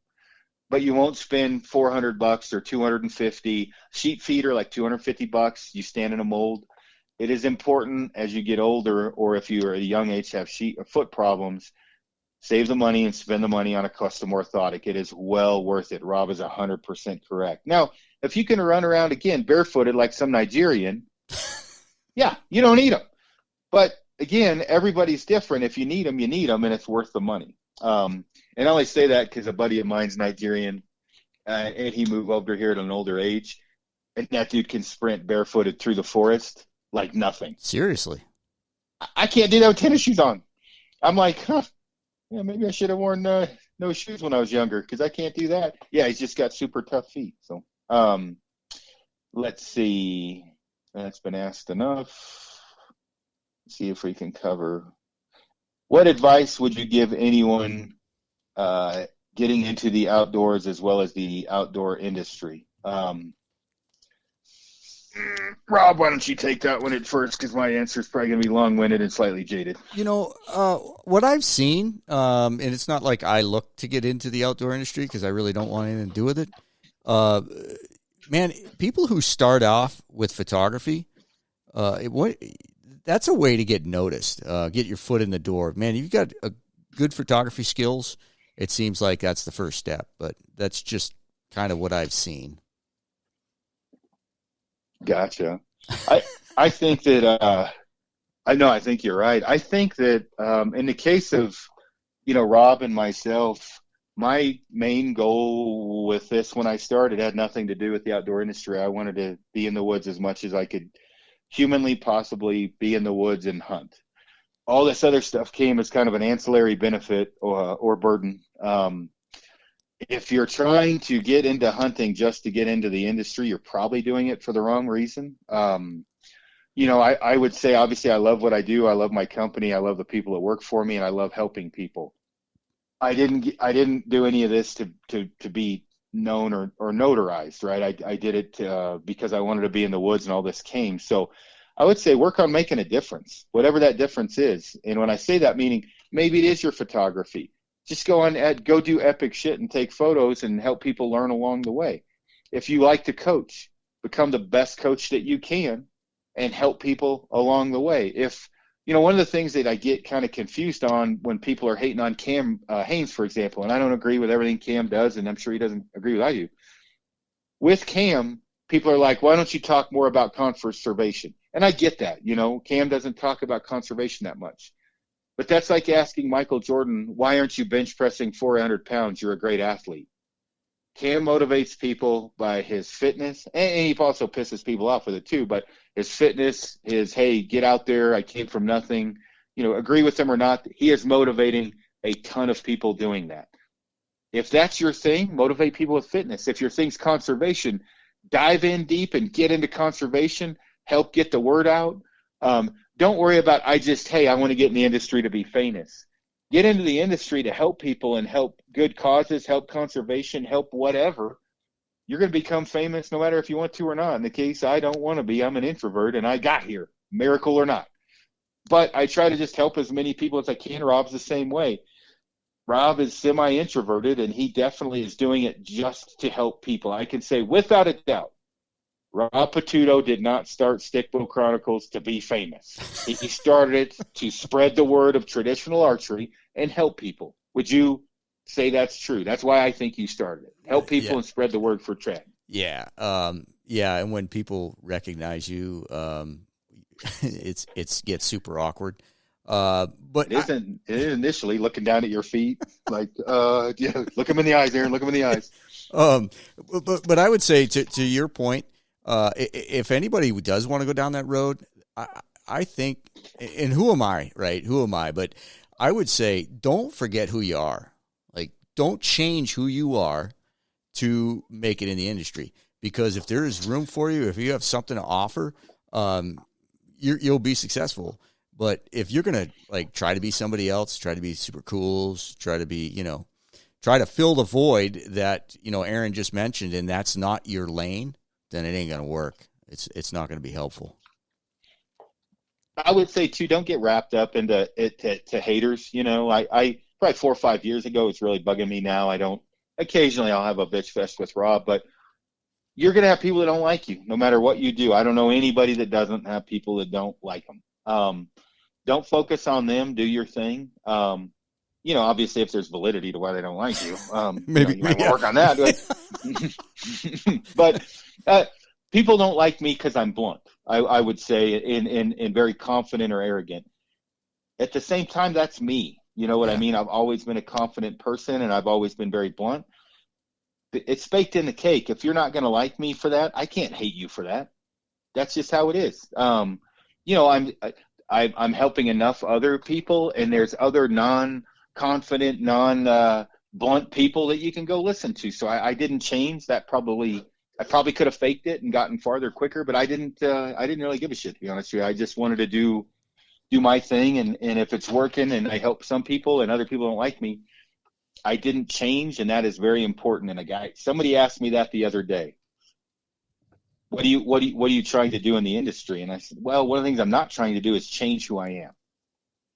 I want to be who I am, and I want to help people the way that I am as a person through that. Meaning, I'm not somebody that can tell a story like Donnie Benson. but I can go do epic shit and share it on a podcast and photos. If I grabbed a camera and tried to video it and become Marty Stauffer, that's not me. That's not who I am. I am not a great wordsmith. I can write articles, but they're not great. So I'm not going to be writing a sonnet about the sunrise. But I'll take a picture of it and be like, I didn't kill anything today, and make some smart ass comment, and everybody can relate to it. Try to just stick. Rob's right. Stick with what you are. I mean, and if you do epic shit, the rest of it will come, whether you want it to or not. Believe me. Hey, let me add. If somebody hasn't heard the episode with Steve Eklund, he talks about this exact thing becoming he wouldn't say it, but a TV celebrity. His first go around, he was super awkward and it didn't work, and he realized that he was trying to be somebody who he wasn't, and now he is who he is on the screen, and it works. And 10 years later, he's still cranking them out. So, yeah, it will not be cool if you try to be somebody else. Yeah. Here's one I got the other day that I saved because I kind of wanted to get your opinion on this. And it was funny. I got it not too long. I watch Fred Bear videos a lot. I really like those.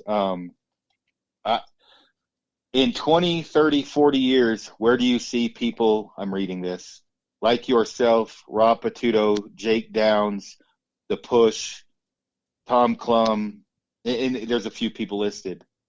Will all of you be remembered as the Paul Schaefer, Fred Bear? There's a list. Have you thought about that? And honestly, I hadn't. I don't think about that shit. I mean, I don't. I'm kind of curious, like, what will the Stickbow Chronicles, what will it be remembered as in 20 years? What will people be comparing? Am I the Paul Schaefer? Is Jake Downs someone? Is Rob Patuto someone? Will we be compared? Will we be remembered? Will we have made a difference? The only thing that I got out of that question is I need to make sure that I'm helping people as much as possible, because at the very least, I need to make sure at least I made a difference helping people. I can't imagine that the Stickbow Chronicles will even be a blip on the on the radar screen, but who knows? To the question though, it's easier to look at somebody else, right, and cast your vision for somebody else. I do believe that it's going to sound super gay, so I'll preface it as no homo. You're believe me, dude. Me reading the question was awkward. No, you've made a huge impact. Whether or not, I think the naysayers will be gone and forgotten to what Aron has meant to the resurgence of traditional archery. So I think you definitely be looked at. I don't know if it's Fred Bear, but you've made a mark for sure, and I think it'll be a positive one. Well, and I think like anytime anybody brings up Fred Bear, right? People get pretty twitchy over that, right? Like when I say that, meaning Cody Greenwood brought me up in a Fred Bear post at some point, which was not good, right? Like it was not taken well, rightfully so. And I make jokes about this, right? But if my name, which is sometimes brought up in the same sentence, Fred Bear, that's an honor for me, right? Do I consider myself Fred Bear? No. But if I can be brought up in the same sentence as him at times, that just tells me to keep helping people, keep doing my thing, and hope for the best that I'm making a difference. And same with you and same with anyone else. Now, do I think, again, that when I go into the day is going to be, today I'm going to be Fred Bear? No. Fred Bear probably wasn't the dickhead that I am. I don't know. I never met the man. He seemed like an awesome guy. But if I can do podcasts with you, if you can share the info, if we can spread and grow the umbrella back to where it should be of traditional archery, and I can be a part of that, that's all I can hope for. After that, I mean, we are what we are. I mean, it's weird when people bring me up to people in the past, and obviously you're making a difference because you were brought up in that question. I mean, you look at it right now, and this is one of the other questions I got. It's awkward when people say, what are the top 3 traditional archery hunters in the world right now? And then they list off and my name's in it. That definitely makes me look down at my feet like I'm a little fat kid again, because it's just awkward. Oh, yeah. I don't know how to look at that or even to respond to it.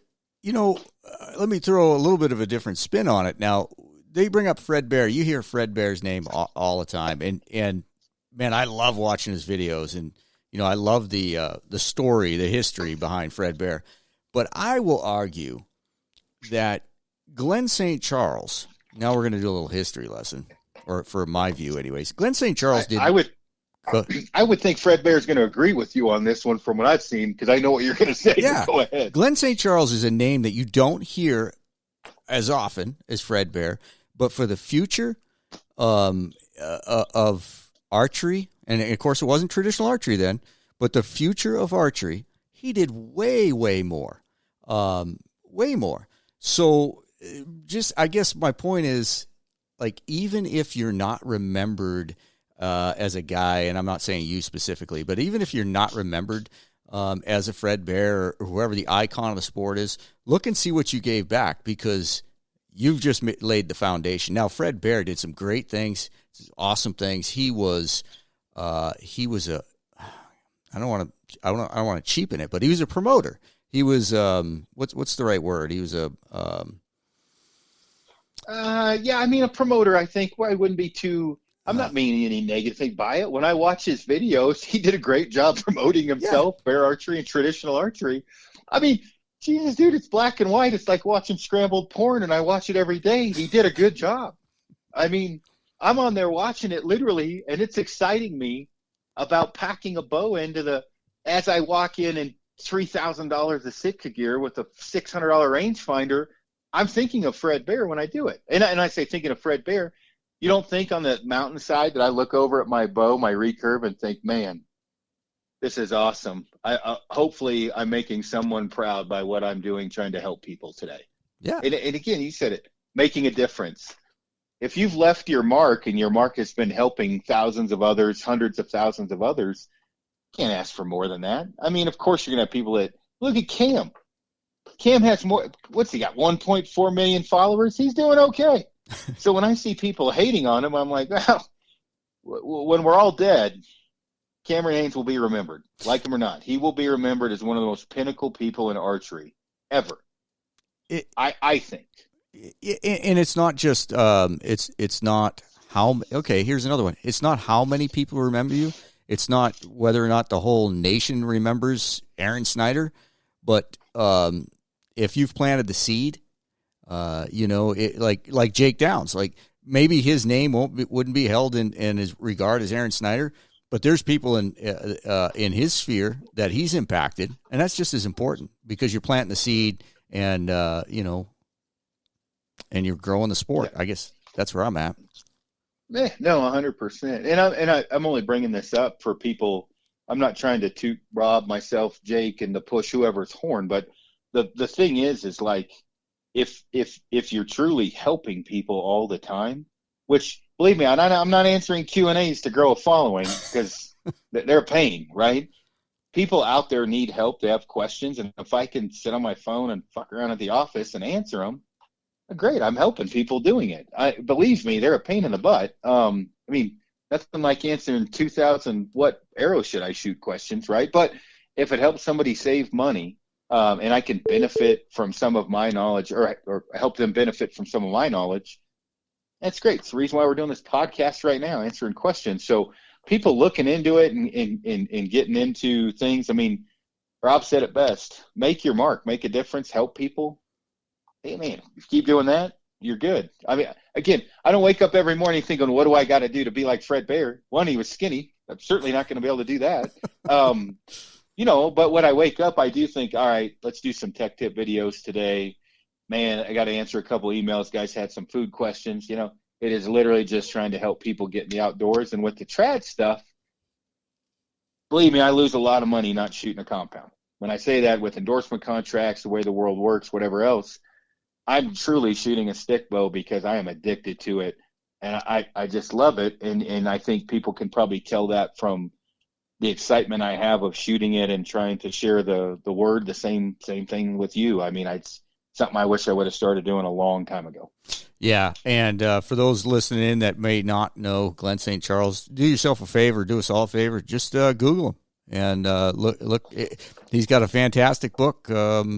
Bows on the Little Delta. It's one of the very few books that I have read multiple times.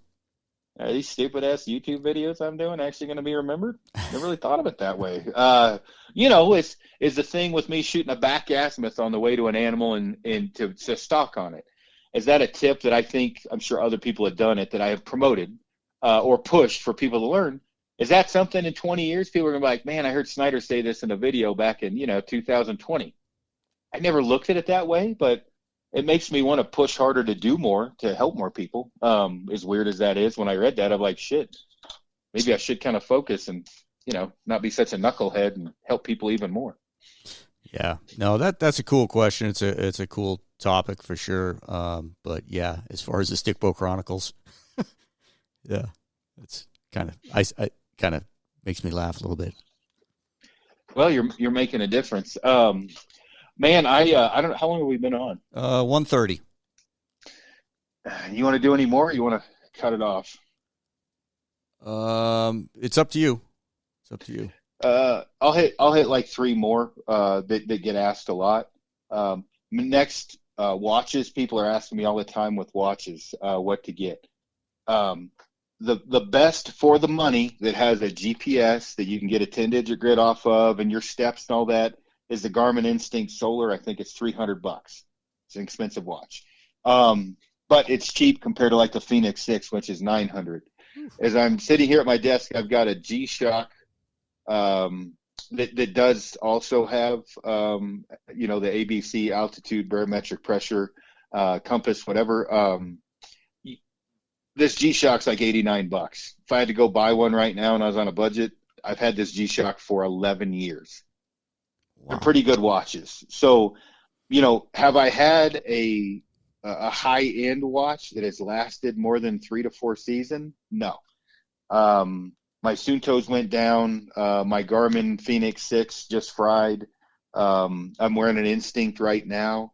But last night, it's funny, I got this question. I'm looking at this G-Shock thinking, maybe I should just worry about the time. I've got another apparatus that tells me my 10-digit grid coordinate and just throw something on my wrist that tells me what time it is and what day. So, again, if you're using a Garmin like a 701, which is a GPS I use that goes on your wrist or you can put in your pack, I would say just get a G-Shock or a Timex Ironman, something that's $49 to $89. If you want to be super cool, today I'm at 19,000 steps and I've burned, according to that, 2,700 calories, and my pulse ox is currently at 96. Do I need to know all that? Probably not. Your pulse? Pulse oxygen level.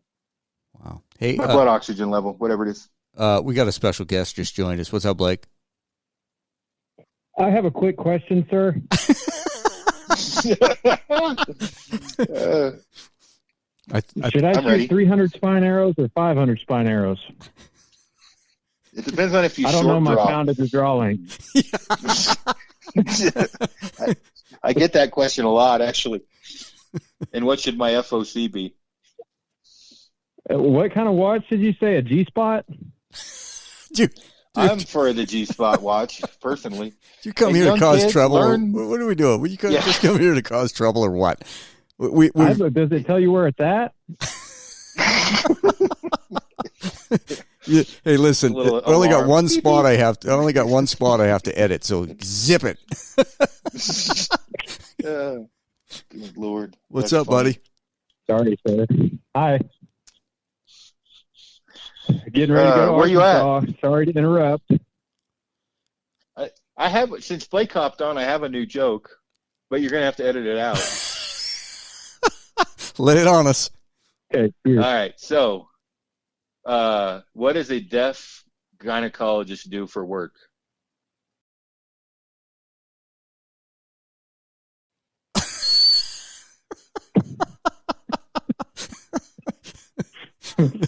Oh, well, shit. if we're gonna edit out, then I'll tell you mine. Sweating like. That's you better edit this one out. That's sweating like at a.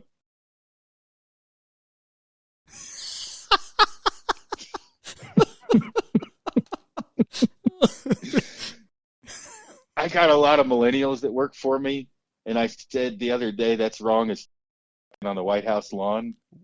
I'm going to get sued. I got to stop that shit. Thanks for showing up, Blake. Yeah, I'm just finishing getting ready. Got about a 4.5 hour drive later tonight, so figured I'd come in with a bang. You did good. You did good. Yes, you did. What else you got? Just looking at mine. There was a couple here that. How important is it to spend all your money on camouflage clothing? That's a pretty broad question, but I would say not that important. Not that important. There is certain things that I think as you bridge up, and we've answered this before. I think Sitka does make some of the best, if not the best, camo clothing, but you can get away with a Piranha Zion, a cool Renegade pant for $69, $80. They're nylon, very good pant. Condor Tactical, you can get a $24 grid fleece top. Just get synthetic clothing, get the best you can. You can buy stuff on sale. Me personally, I don't worry about the pattern as much as I do, all neutral colors, earth tone colors. Camo paint your face, wear a mask, don't move. If you need to get camo, a top is more important than the bottoms, I would say. But just get out there, and then buy what you can as you can afford it, and don't stress over it. You certainly aren't going to kill it on the couch because you couldn't have camo clothing, but you got a real good chance of killing it when you're on the side of the mountain, even if your shirt's just green. You're out there, so you want to get out there. Spend the money on your feet. Yes, on your feet. I concur. And your G-Spot watch or Shock, whatever it's called. Sorry. The last one I wanted to answer is about fitness. How often should I be working? This was actually in a text message or in a message. How often should I be working out to prepare for hunting season? Should I be doing cardio or lifting? What is your general workout program for the day and week?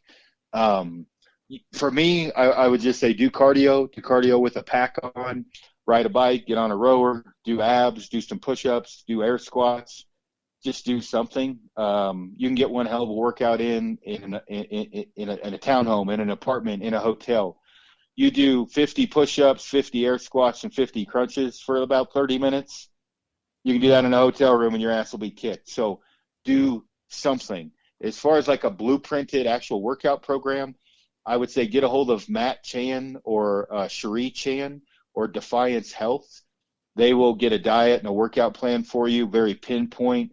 They will make you a better human physically. They will take what you have, even if you are a stud, and they will make you better. The biggest thing is most of us aren't studs. So just start off and get off the couch and quit making excuses, and then you can get yourself better after that. Just get out there and do something. Sorry about the effing, Rob. It's all good. Burpees. Frickin' burpees. No, I'm not a burpee fan myself. No, that's usually I'm not an air bike fan, but they're good for you. I get those when I chuck beers. Yeah. I would say if I end up in hell, Satan's going to have a bottle of mayonnaise and some burpees for me, because two things I really dislike. God, I hate burpees. I think it's just too much time doing them in the Army. What's your top 5 bucket list hunts, Aaron? That I haven't done? Yeah, I guess. That's the question. Brown bear would be number 1, spot and stock brown bear on the coast.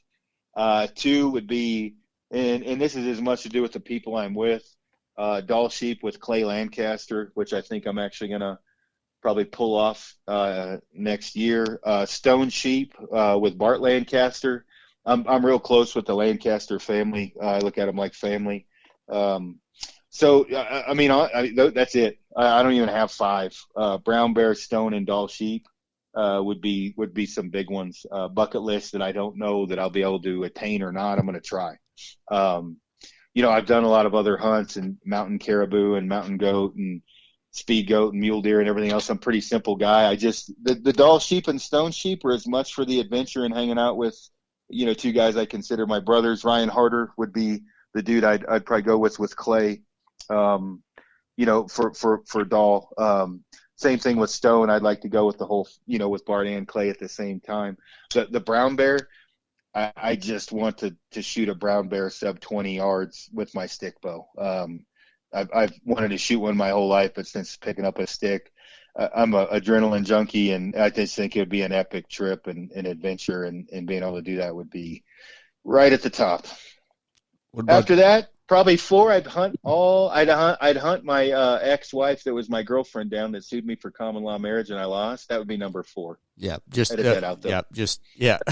That's just catch and release, though. We'll just leave it at that. No waterboarding or fingernail pulling or any shit like that. That's hypothetical. How about you, Blake? Yeah.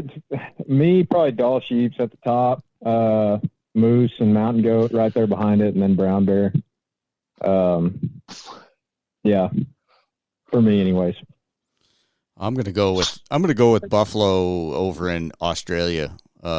Some type of big, angry, heavy animal.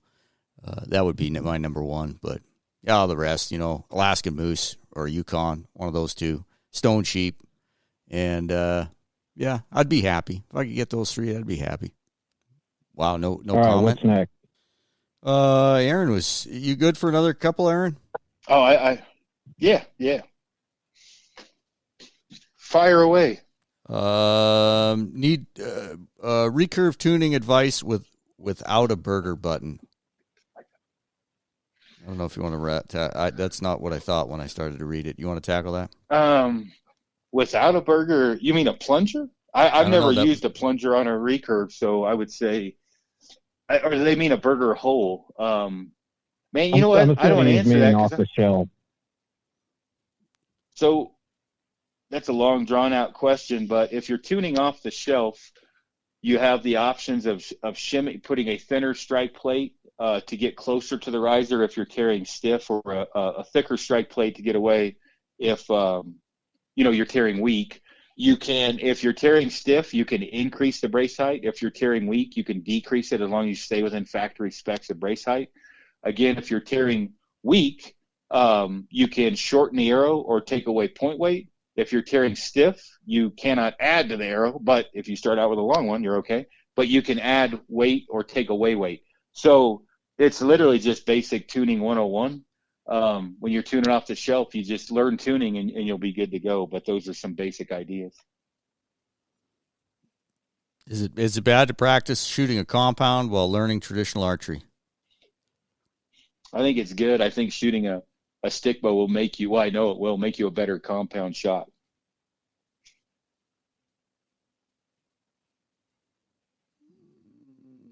Oh, are you there? Yeah, I was just running through some other questions. Well, unless you got anything else you want to tackle, we've been at it for an hour and 50. No, I'm good. I just think everybody, heading out, good luck if we don't do another one of these before season. Obviously I'll try to fill everyone in on my adventures on the Stick Bow Chronicles empty quiver on, hopefully I don't go the full 15 days living off my back for mule deer. Please, God, let it happen on the first 3. I've earned it. It hasn't happened yet, but hopefully. But everybody get out there and have fun. Don't get too wrapped up on animal side, for Christ's sake. Just go out and have fun. Get an animal on the ground. Don't stress out and don't apologize over animals. Just get out there and have fun. Solid advice. Hey, man, we appreciate your time. And, going to the question that we discussed here just before Blake got on, do your thing, because your thing's working. And, you help a lot of people. So appreciate you coming on here and sharing your knowledge. No problem. And if you don't like Fig Newtons, then screw you. Remember that on Talladega Nights? He's got that big emblem across the window. I do like Fig Newtons, but he can't see shit. Yep. If you don't shoot Big Red, then screw you. There you go. No, I appreciate you guys having me on, and all the listeners and the good comments. Believe me, for every 1,000 good ones, I get one bad one. So I appreciate the 1,000 good ones. You guys are awesome. Right on, dude. Good luck. Cool. All right, I'm gonna go eat. See you, Aaron. I'll talk to you guys later. Later.